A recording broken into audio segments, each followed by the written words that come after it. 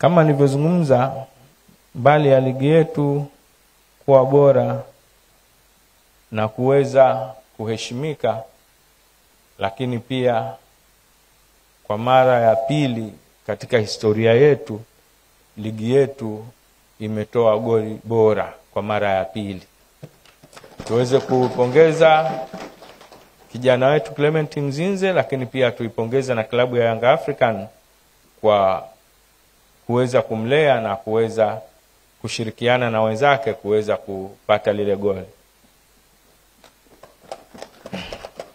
Ni matarajio yetu kwamba tutaendelea kupata goli bora na pia ufungaji bora. Lakini hii la mwaka huu ilikuwa ni bora zaidi kwa sababu nilikuwa la kijana wa Kitanzania. Lile la kwanza ilikuwa ni mchezaji wa ligi yetu lakini sio Mtanzania. Hata walivyoonyesha kwenye skrini pale waliweka bendera ya Senegal. Sema kweli sikulipenda, ingawa nilifurahi. Lakini safari hii na bendera ya Tanzania niliona pale. Hongera sana Mzinze, hongera sana Young African.